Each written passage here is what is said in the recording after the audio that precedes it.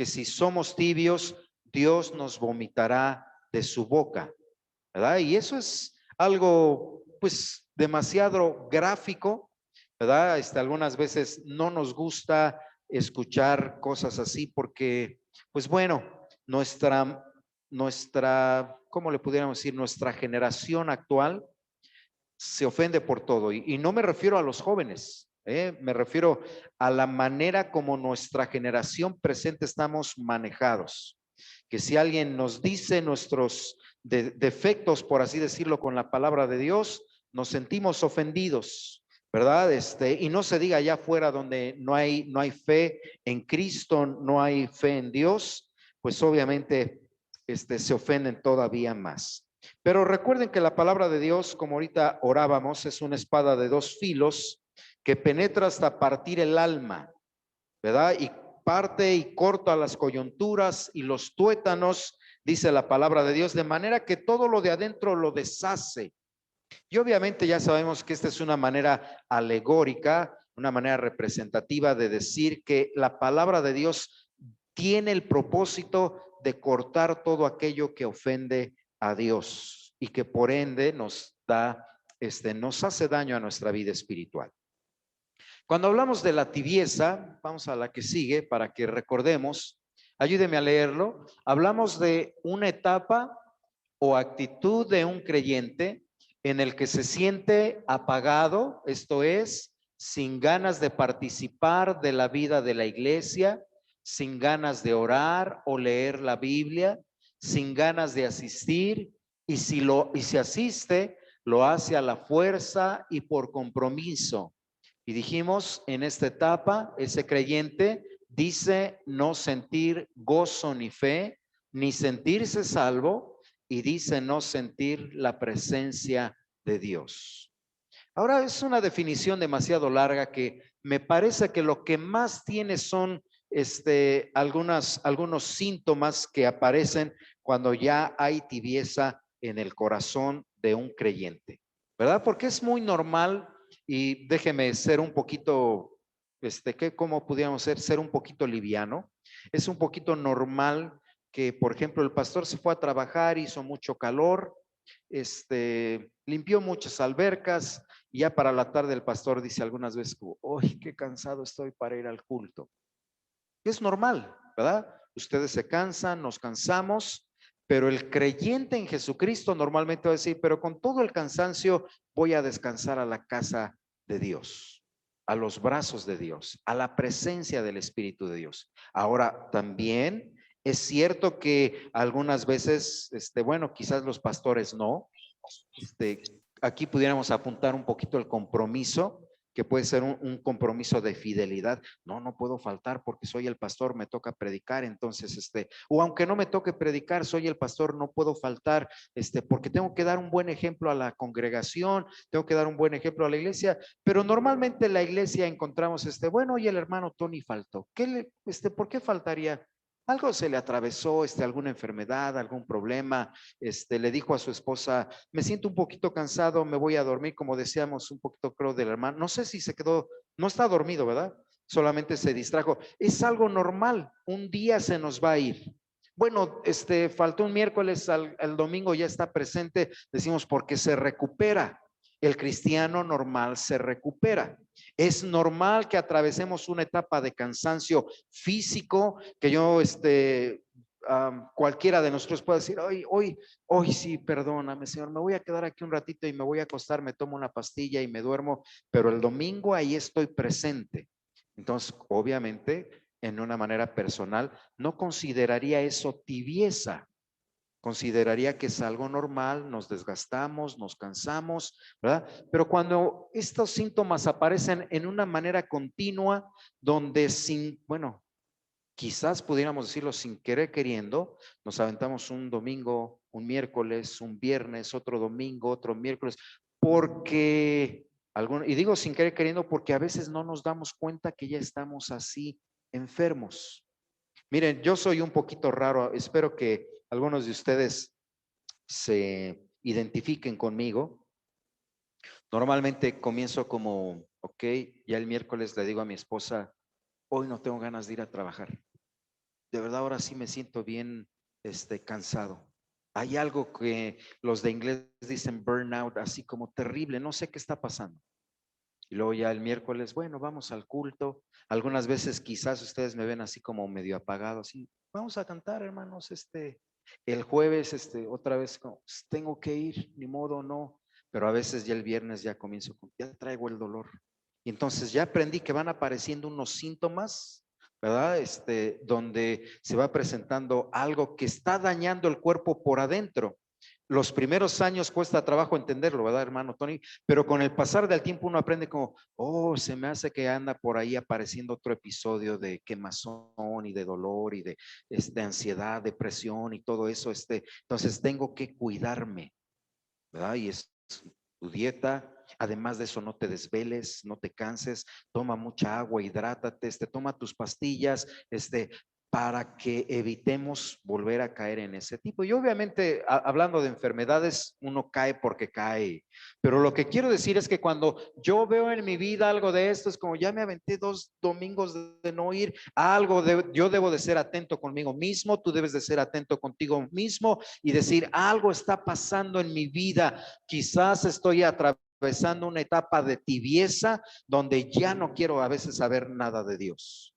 Ahora veamos, esto es muy fácil entenderlo y el domingo hablamos de esto. ¿Qué es la razón por la que un cristiano atraviesa la tibieza? Y el domingo veíamos la primera parte, que es el pecado. El pecado.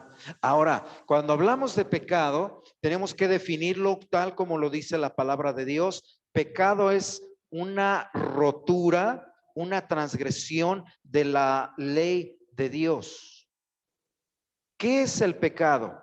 En términos, digamos, doctrinales, pudiéramos decir, el pecado es una infracción de la voluntad de Dios.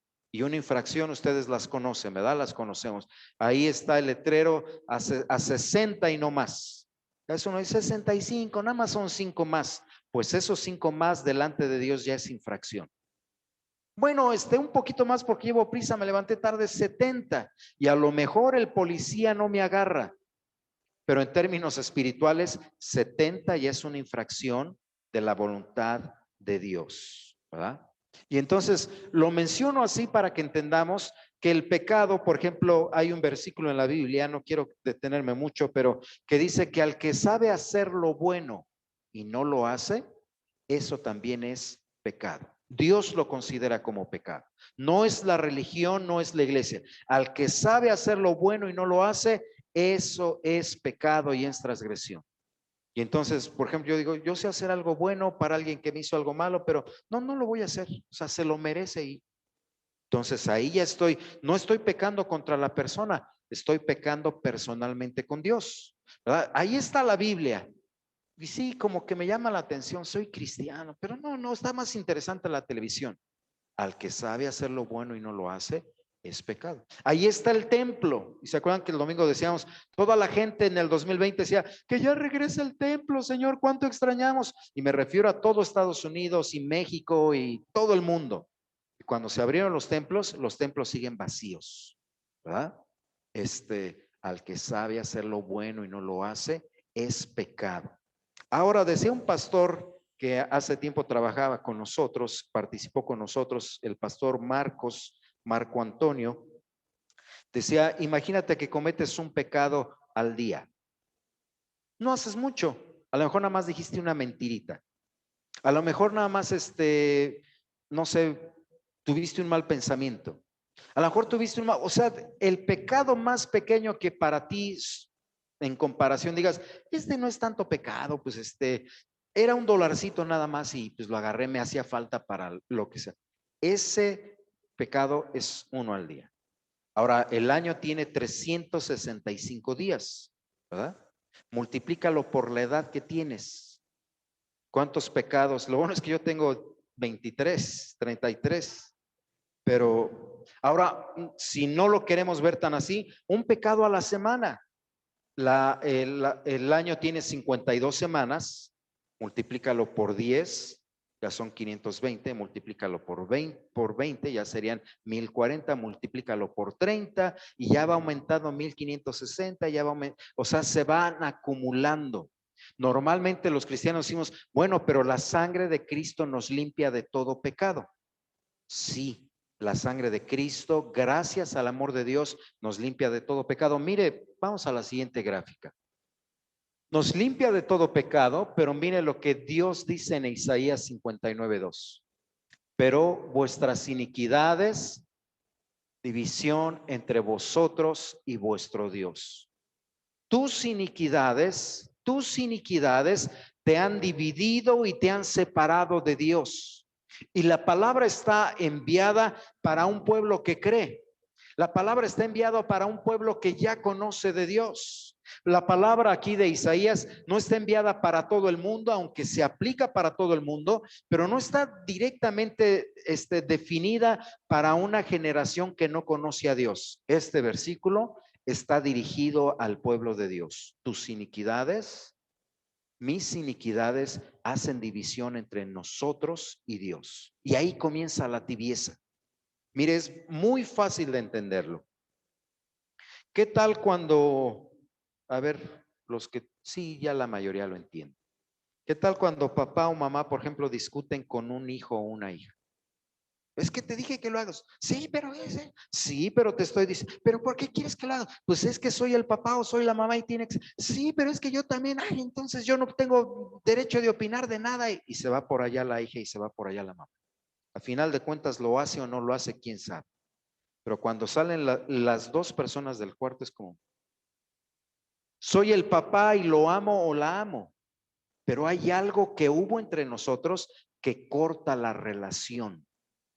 Lo mismo sucede con la pareja, lo mismo sucede entre las amistades, lo mismo sucede entre los hermanos de la iglesia. Hay algo que nos discutimos y como que no quedamos tan contentos y dicen en mi tierra y andamos como con la cola entre las patas. Y podemos andar y vernos, pero hay algo que nos distancia.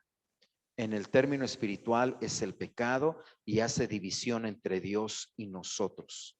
Y si de veras ya eres un hijo o una hija de Dios, te vas a sentir culpable y vas a sentir como, ¿cómo voy a ir al culto si no, o sea, Dios sabe lo que hice?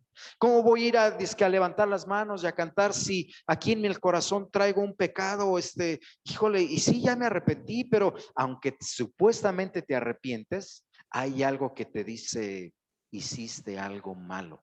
Por eso el pecado nos va arrastrando en una manera lejos de Dios, más lejos de Dios. Y aunque tú dices, bueno, la sangre de Cristo nos limpia de todo pecado, pero sí, todavía me siento como indigno. Todavía me siento así como lejos. Y luego si dejas que ese pecado se repita, o si a ese pecado le añades otro pecado de otro lado, o de otro estilo, o de otra parte, entonces cada vez te va alejando más y más.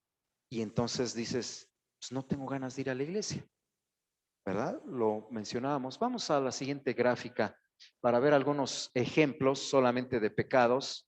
Palabras del lado derecho, pensamientos, acciones, actitudes. Hablamos del ejemplo del celular, falta de comunión con Dios, falta de consagración, no asistir al culto. Algunos ejemplos, porque la lista está demasiado grande en Gálatas 5 y en Romanos capítulo 1. Hay una lista tremenda de acciones y de pecados que cuando entramos a unas de ellas quizás podemos decir, híjole, quizás yo hago eso, cosas más prácticas para que la iglesia lo entienda. Pero además del pecado, vamos a la que sigue, hay otra cosa que hace que un cristiano atraviese la tibieza y estas son ataduras espirituales. El pecado te aleja de Dios y el pecado es algo personal. Es algo que voluntaria o involuntariamente yo decidí hacerlo, y digo involuntaria porque algunas veces me resbalo, como dice el salmista, por poco y resbalo. Bueno, algunas veces resbalamos, pero otras veces aún con el conocimiento de que es algo malo, me empeño en hacerlo y lo hago porque es mi vida y nadie me puede decir y nadie me debe de juzgar y nadie me debe de criticar y podemos poner las excusas que sean. Pero además de ello, hay algunas ataduras espirituales. somos cristianos, y aquí es a donde entra la guerra en el reino de Dios, en lo espiritual, entre el reino de las tinieblas y entre el reino de la luz que está en tu corazón. Vamos a ver algunas de estas ataduras. Mire, vamos a leer Lucas 9:39. Dice, y sucede que un espíritu le toma y de repente da voces y le sacude con violencia y le hace echar espuma y lastimándole a duras penas se aparta de él. Ahora yo quisiera que los hermanos que están en casa y por supuesto los que estamos aquí pongamos mucha atención a este versículo. Porque este versículo la mayoría lo debe de conocer. El Señor Jesús está ministrando y le traen a un jovencito, le traen a un niño quizás 12, 14 años y ya viene el niño ahí todo medio raro. Le dicen, ¿qué está pasando? Señor, le trajimos a mi hijo, lo traje a tus discípulos porque hay un espíritu maligno que está dañando su vida, está dañando su mente y tus discípulos no pudieron echarlo. Y entonces, ¿cuáles son los síntomas del niño? El niño tiene un espíritu que le toma. Primer cosa de la atadura espiritual es que el diablo algunas veces toma tu mente. El diablo algunas veces toma tus ojos, el diablo algunas veces toma tu boca, el diablo algunas veces toma parte de tu cuerpo para intentar enseñorearse de él. Y mire, otra de las cosas, de repente da voces. Es decir, algunas veces se da a conocer, algunas veces sale de tu boca, ya no quiero ir a la iglesia, algunas veces sale de tu boca, es que ya no siento la presencia de Dios.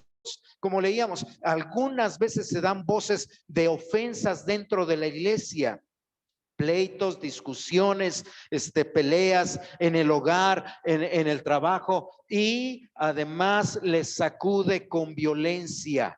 Va aumentando. No solamente es que le toma y lo deja un poquito seco o lo deja quieto, sino que lo toma y luego lo utiliza para dar voces de negativismo, voces de ofensa, voces de no querer la presencia de Dios, voces de empezar a rechazar, pero además de eso te sacude con violencia. Y ya cuando el diablo comienza a sacudir con violencia, es cuando entra a tu casa y empieza a sacudir las cosas, entra a tu persona y empieza a sacudir, si me permite hacerlo, o sea, usted lo entiende bien, ya no solamente te toma, ya no solamente te hace dar voces, pero te sacude. Y usted sabe lo que cómo se sacaba el trigo antiguamente, ¿se acuerda? Se sacudía y se golpeaba. Por eso la Biblia utiliza esta palabra de sacudir con violencia, para sacarte la fe, para sacarte el gozo, para no dejarte en paz con Dios, sino no, o sea, no te voy a dejar quieto, te voy a estar sacudiendo, te voy a estar violentando para hacerte inclusive echar espuma, donde ya la espuma obviamente es algo ya más tremendo, y luego lo triste es que lastima y a duras penas se aparta de él. Te lastima, lastima tu casa, lastima tu familia, lastima tus hijos, lastima tu persona, lastima tu relación con Dios, lastima tu iglesia, y por eso las iglesias también a veces se quedan vacías, porque hay ataduras espirituales en algunas ocasiones en algunas vidas de los creyentes. Entonces, pongamos atención, porque la palabra de Dios nos está hablando acerca de por qué un cristiano atraviesa la tibieza. Cuando un cristiano le abre la puerta y dice, bueno, aquí hay un poquito de pecado, pero no es tan malo, ahí ya permitió que su vida se empiece a contaminar. Pero luego no solamente es mi parte carnal, a veces ya también el diablo empieza a hacer su trabajo y envía espíritus malignos para trabajar en tu mente, en tu vida, en tu corazón, en tu cuerpo, en tus acciones, en tus deseos, en tus anhelos, y empieza a poner ataduras espirituales. Y usted sabe lo que es una atadura, ¿verdad? Ya es un grillo, un grifo que se pega a ti. Déjeme darle algunos ejemplos que la Biblia nos da. Mire lo que la Biblia nos revela. Léalo conmigo. resentimientos, amargura, celos, odios, parejas y hogares divididos, soberbia, chismes, depresión, temor, ansiedad. Si se lo presentamos al mundo moderno, el mundo moderno nos va a mandar su filosofía y su psicología barata de tinieblas, de no ayudo a nada, porque el mundo está como está y cada vez está peor. Y ahí van a venir con sus frasecitas por las redes sociales acerca de la ansiedad, del temor y todo eso, pero en realidad, dentro de la iglesia y de acuerdo a la palabra de Dios, aquí encontramos algunas de las ataduras espirituales que la Biblia nos habla. Mire, número 1, resentimientos. Resentimientos. Ese sentimiento de coraje es un sentimiento de disgusto, es un sentimiento de rechazo hacia una persona, hacia un grupo, hacia la iglesia, inclusive hacia la palabra de Dios, porque la palabra fue muy dura y entonces yo me siento resentido y digo que ya no quiero ir a esa iglesia porque ese pastor o ese grupo de pastores habla muy fuerte. Ya no me quiero juntar con esos porque la otra vez me dijeron lo que estaba mal y a ellos qué les importa. Ya hay resentimiento. Sabe que la palabra nos dice que si tú traes tu ofrenda aquí al altar, pero te acuerdas que tienes un pleito, un enojo, un sentimiento medio raro con alguien, mejor no traigas tu ofrenda al altar, dice el Señor Jesús. Mejor ve primero, reconcíliate con esa persona y luego regresas y presentas tu ofrenda. De esa manera tu ofrenda delante de Dios va a ser agradable y perfecta. Ahora, aquí muchos cristianos jugamos a la parte de, pero la Biblia dice que la sangre de Cristo me limpia de todo pecado. Sí, Dios perdona tus pecados, tú no pierdes tu salvación, pero en el aspecto de tu relación con Dios hay algo que te está amarrando y no te deja disfrutar la presencia de Dios. Es casi como, ya no funciona tanto, pero es casi como si tú vas a la alberca y dices, no traigo traje de baño, pero aquí estoy en la alberca nada más cuidando a los niños porque yo no traje mi ropa de nadar y entonces pues no me puedo meter a la alberca. Estás ahí, disfrutas de ver el cotorreo, pero tú no te puedes adentrar a disfrutar el agua. Así vienes a la iglesia, miras que unos están gozando, escuchas que la palabra está muy buena, pero no te puedes aventar porque hay una atadura que te detiene y dice, no te voy a dejar ir, no te voy a dejar ir. Si es que sí le quiero dar mi vida a Dios, no, aquí te amarro, acuérdate que te dijeron, acuérdate que te hicieron, acuérdate que no lo debes olvidar, no lo debes perdonar, no debes de hacer esto, no, y te regresa. Y cada vez que tú quieres avanzar en la fe, te regresa y dice, aquí te tengo. Amargura. Ya sabemos, ¿verdad? El resentimiento empieza a profundizar, el resentimiento, los sentimientos encontrados comienzan a hacerse, a encarnarse y ya crea amargura a mi corazón. Ya no solamente es que tengo un enojo contra X persona o contra el grupo, la iglesia, lo que ya dijimos, ya empieza a dañar mi conducta como, ¿cuántos quieren participar? Pues ya van a empezar otra vez, pues, porque ya hay amargura en el corazón. No solamente es que yo no, digamos, no quiera, ya se nota el lenguaje, digamos, venenoso de, no, pues es que, o sea, no podemos disfrutar la vida por la amargura que hay en nuestro corazón. Dice la palabra de Dios, cuidad que entre vosotros no haya creyentes en quienes brote una raíz de amargura. No puedo disfrutar la vida en Cristo, algo me pasa.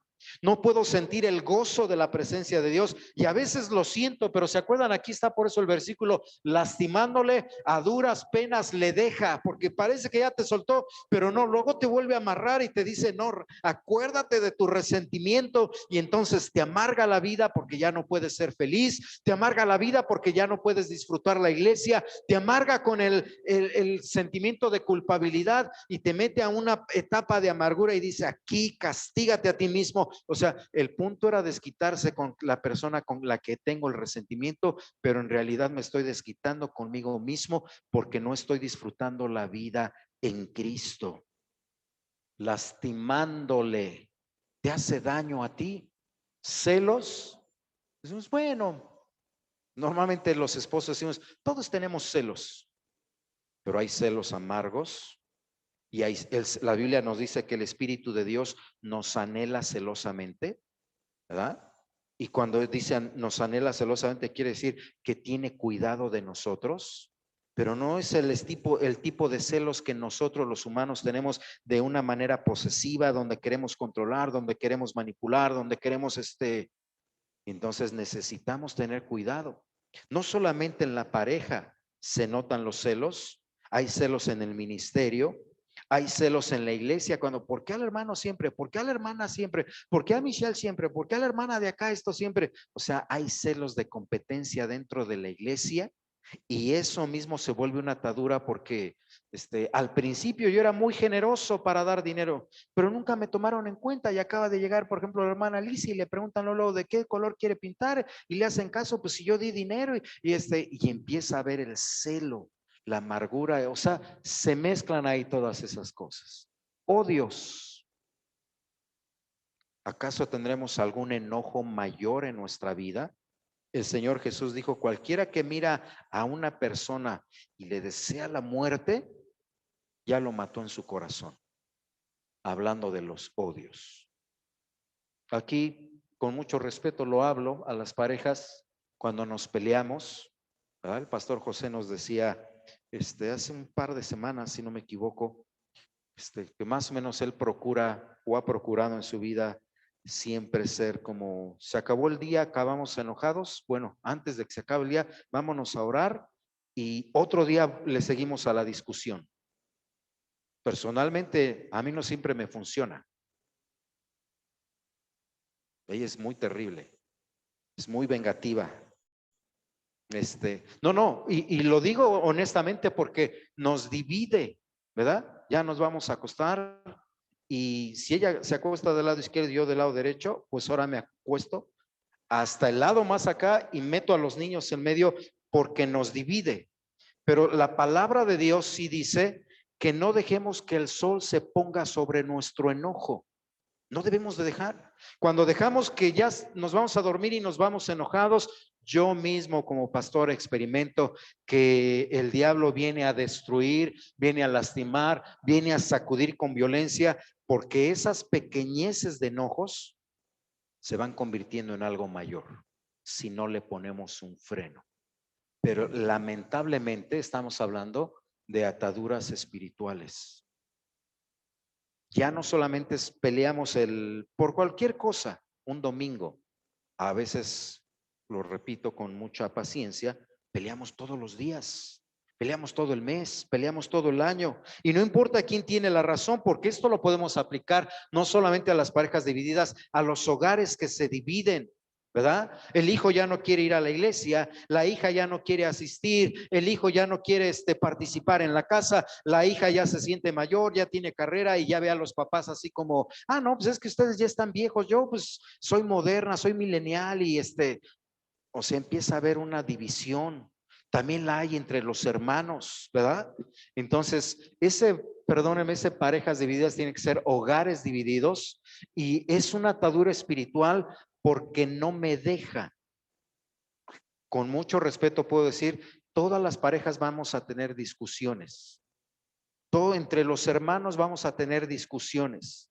Pero ok, ya discutimos, vente, ya pasó, pues total, se me fueron, te dije, perdóname, no, o sea, se tiene que repetir y me tengo que vengar y ahora sí me la va a pagar y el otro piensa igual y entonces cada vez se va haciendo y luego parece que se rompe y se acabó, no, se repite otra vez y se regresan, como dicen algunos consejeros familiares, se regresa siempre al mismo punto y al mismo. Oye, pero eso ya pasó hace 10 años, pues te lo vuelvo a recordar para que no se te olvide, chiquitito. Bueno, puedo decir que nuestra familia, mi familia en México, todavía arrastramos parte de eso.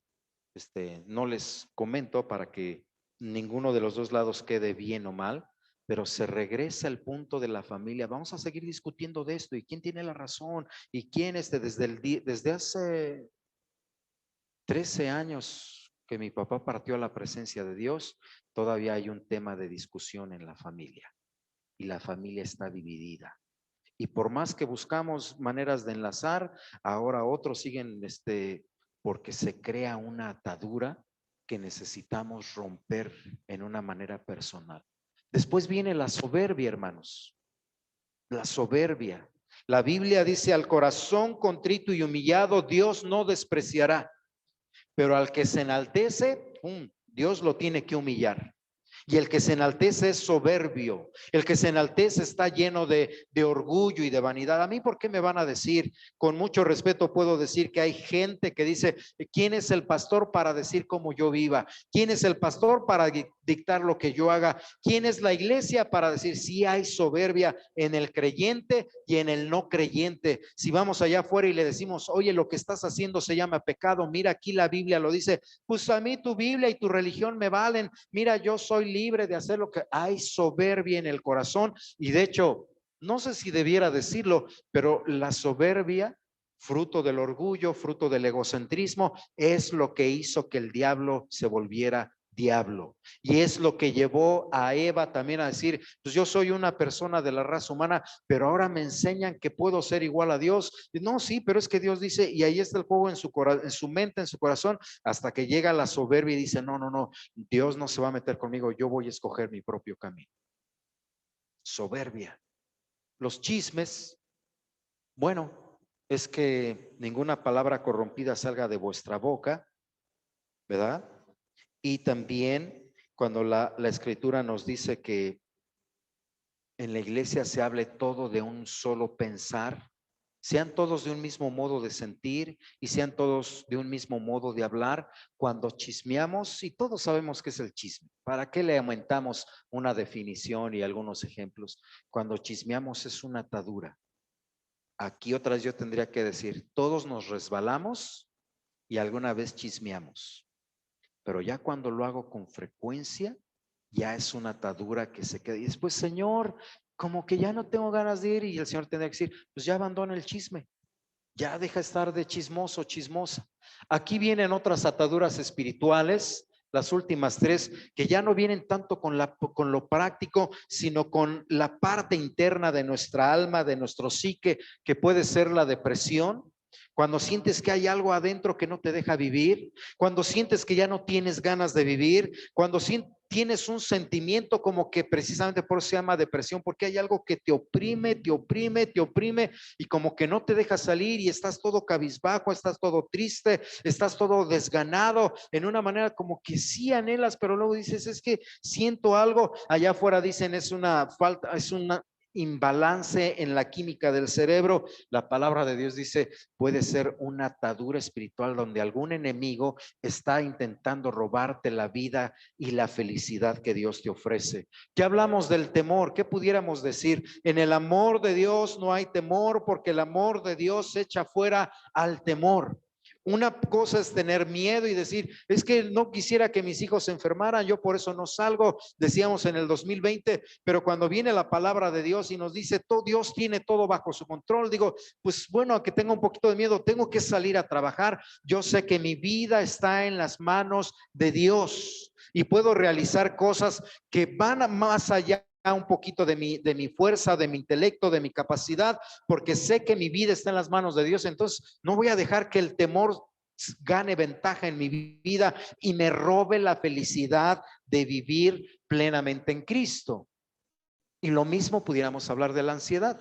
Ay, es que me siento así como, no hallo paz, no puedo estar, sí, puede haber algún problema, digamos, de salud, pero un espíritu maligno puede estar así causando ansiedad, como leemos aquí, hermanos. Miren, les lastima, les sacude y a duras penas se aparta de él.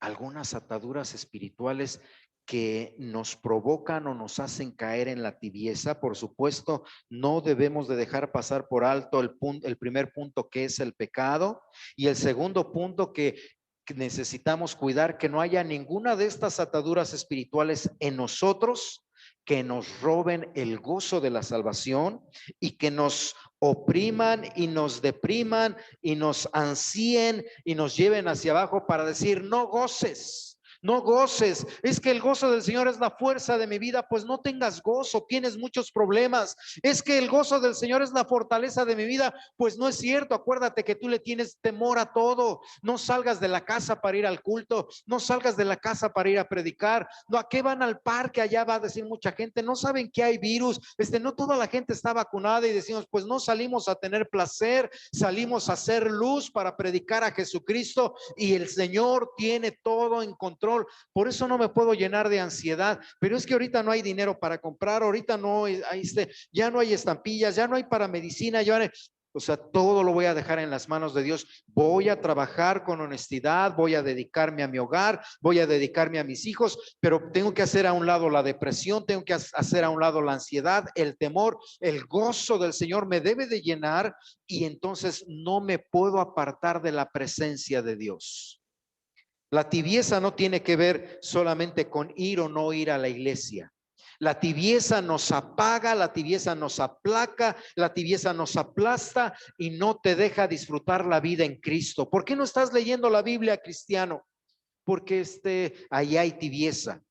¿Por qué no estás orando bien todos los días en una manera personal? En una manera personal donde digas, bueno, oramos, todos oramos, quizás con la pareja, todos oramos con los hijos. A los hijos les tratamos de enseñar, no, si tienes que doblar rodilla, no es necesario, pero mira, es para honrar a Dios. De ahí vienen todas las explicaciones, pero papá y mamá tienen que apartarse a solas porque papá y mamá tienen necesidades diferentes. Y por eso el papá tiene que ir por un lado a solas, inclusive para confesarle a Dios, Dios, soy muy celoso. Y la mamá tiene que ir, Señor, soy muy gastalona, me acabo el dinero de la tarjeta. Y los hijos tienen que ir, Señor, no quiero ni ir a la escuela. O sea, tenemos necesidades diferentes, necesitamos, pero si no estamos orando, hermanos que están en casita, entonces puede aparecer tibieza en nuestros corazones. Y la tibieza, por supuesto, se va después manifestando. Ya no voy al templo, ya se me hace tan fácil no ir al templo. Más bien, antes se me hacía difícil faltar al culto. Ahora se me hace difícil asistir al culto. Es curioso, ¿verdad? Ocurre en los estudiantes. La hermana Di fue maestra, ¿verdad? Y es muy fácil ver a los niños al inicio comenzar con muchas ganas. Con el pasar de los días, de los meses, ya no es cuidar los cuadernos. Al principio yo les comentaba cómo son nuestros hijos, ¿verdad? Vamos a cuidar los cuadernos, los forramos, les ponemos nombre y al rato los traen todos rotos porque se fueron entibiando o se fueron volviendo tibios sus corazones respecto al estudio. Lo mismo sucede con la iglesia. Una iglesia comienza con ganas, un obrero comienza con ganas, un pastor comienza a predicar con ganas. Con el pasar del tiempo y cuando no vemos lo que yo quiero, entonces ya no vinieron estos, Señor, pues bueno.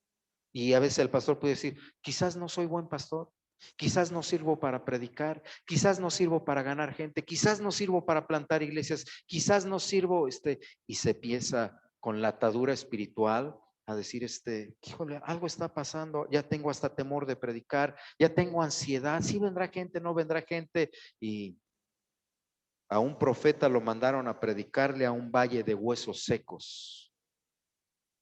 ¿A quién le vas a predicar? Le dijo el Espíritu, párate ahí. Y así, fíjense, había, para que me entiendan, un montón de huesos de cadáveres de personas. Yo creo que era un lugar de esos donde ustedes saben, había guerras, morían y todos los que morían los iban y los aventaban a ese valle. Y ahí se podrían y quedaban los esqueletos. Y el Espíritu de Dios le dijo al profeta, ve y profetiza sobre esos huesos secos. Y viene la palabra del Señor y le dice al profeta, llama al Espíritu de Dios y dile, Espíritu de Dios, llena a esos huesos secos. Y mientras él está hablando la palabra de Dios, el Espíritu de Dios viene y empieza a llenar de carne los huesos y esos esqueletos empiezan a formar como personas y empiezan, ¿qué haría usted, hermano? ¿No se sentiría como, ay, un zombie o Pues a veces la iglesia necesitamos esos. Espíritu de Dios, ven y sopla sobre los pastores.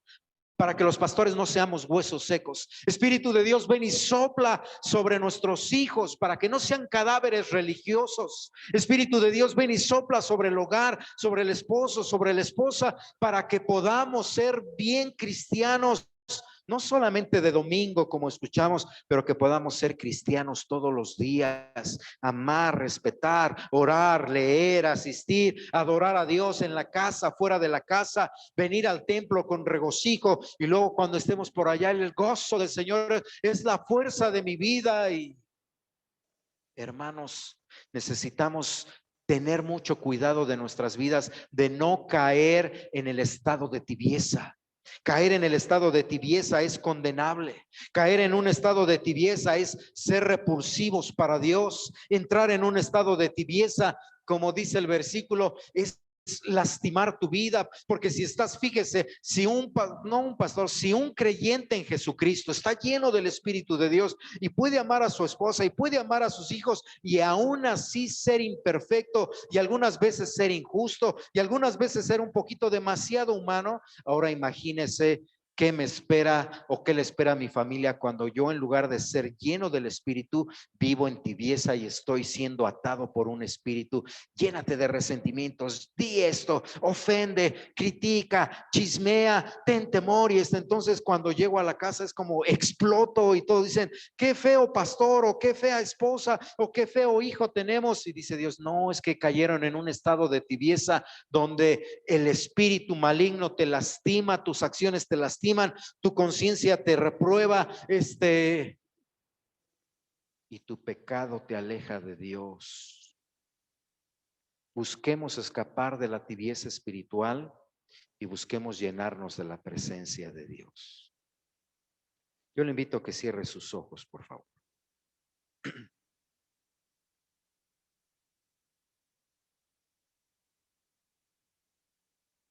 Cierre sus ojos, por favor.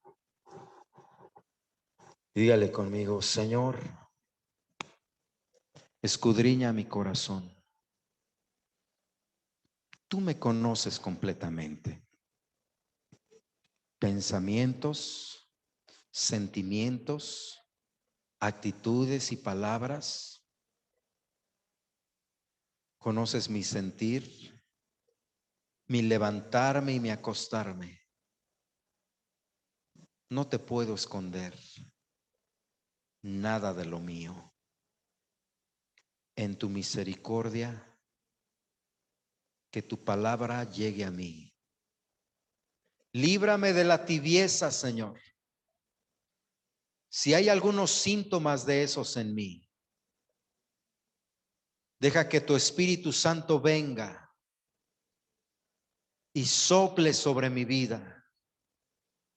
Que tu Espíritu Santo venga a soplar sobre mi casa, sobre todo mi hogar, en mi pareja, en mis hijos, en mi iglesia, para darnos vida. En esta noche te rogamos que rompas toda atadura espiritual que el maligno haya puesto sobre nosotros. Sean resentimientos, sean chismes o críticas, sea la soberbia, las divisiones, el temor y la ansiedad y cualesquier otra atadura con la que nos lastima y nos roba el gozo de la salvación. Haznos libres, Señor, con el poder de tu Espíritu Santo.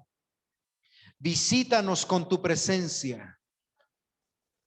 Arde nuestros corazones y que el fuego celestial destruya todo pecado que haya en nuestra vida. Santifícanos, conságranos, avívanos. Te lo rogamos en el nombre de Cristo Jesús. Amén.